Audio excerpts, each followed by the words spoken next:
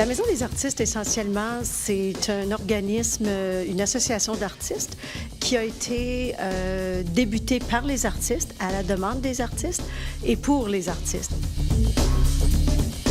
Winnipeg, c'est quand même une ville qui a une petite population, donc c'est facile à se connaître entre nous. Puis on a des longs hivers, on est isolés, puis ça nous permet de aller voir ailleurs. On peut facilement échapper la ville, puis se rendre à un chalet, en forêt, près d'un lac. Puis c'est très inspirant pour les artistes.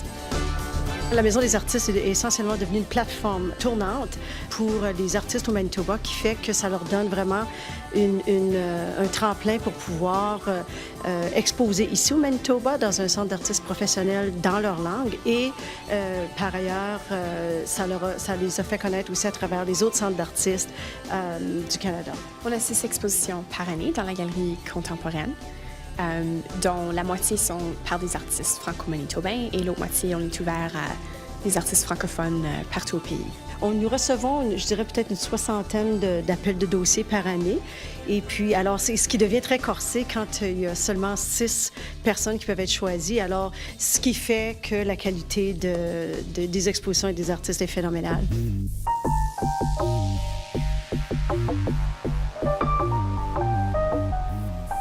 Le projet s'appelle Earl King. C'est une histoire folklorique allemande d'une créature malveillante qui réside vraiment dans le cœur de la forêt, qui interpelle le voyageur à son destin. Et donc, je me sers de cette histoire du Earl King comme parallèle de l'inconscient qui nous interpelle, mais dans ce voyage de découverte de soi.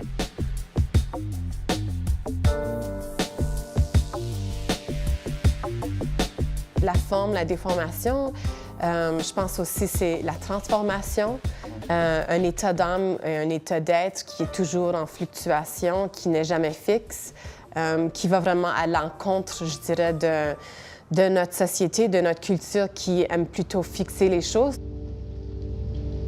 Je suis en train de terminer un projet de longue haleine, un projet de 7 ans sur les Filles de la Croix, qui est une congrégation de religieuses qui est d'origine de la France, de l'Appui en France, depuis la Révolution française. C'est une congrégation qui a ensuite évolué dans chaque continent du monde, mais qui est maintenant en état de disparition. C'est un peu un projet anthropologue que j'ai voyagé en Amérique du Sud et en France. Et après 7 ans de production, vraiment, le projet va voir sa fin dans une exposition à la Galerie d'art de Winnipeg au mois de septembre.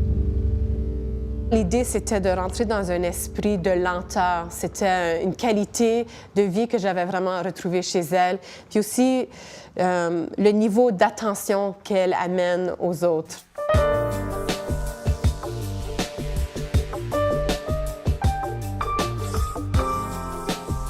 En 2005, j'ai fait une exposition solo à Plug in ICA qui s'appelait Selling Venus, Vénus au miroir, qui misait sur la vie défailleuse en Caroline du Sud dans un strip bar qui s'appelait The Crazy Horse. Et c'était vraiment justement le fait de transformation entre leur vie ordinaire, leur visage public et privé.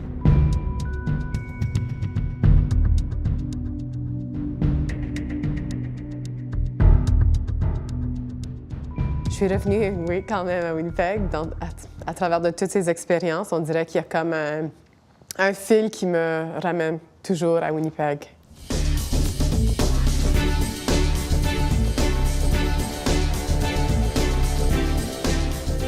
Depuis que j'ai fait ma maîtrise à l'Université Concordia, j'expose à travers du Canada. J'ai exposé à plusieurs galeries. Avec la Banque Royale, j'ai été dans la compétition de peinture. Et puis, ça a été exposé à Toronto, Montréal, Vancouver. Ça a fait à travers le Canada. Aussi, j'expose avec celui qui est mon gérant, c'est Paul Petro à Toronto. Et puis aussi, j'ai une autre dame qui expose mes œuvres à Galerie Keza en France, à Paris.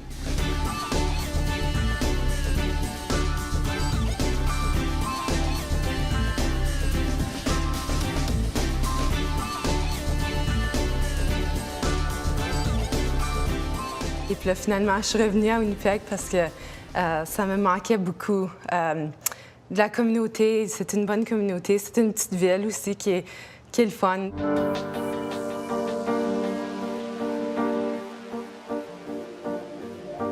Je peins jamais d'hommes. J'ai essayé de peindre des hommes. Dans certaines œuvres qui sont comme des foules, qui sont ensemble dans un théâtre, j'ai certains hommes. Mais souvent, quand je peins un homme, il a l'air vraiment féminin. Alors, c'est un peu entre les deux. Mais vraiment, souvent, c'est comme une combinaison de différents images que j'ai trouvées, photos, soit sur l'Internet ou dans des revues. Et puis, même mon visage ressort souvent. Les gens demandent si c'est des autoportraits.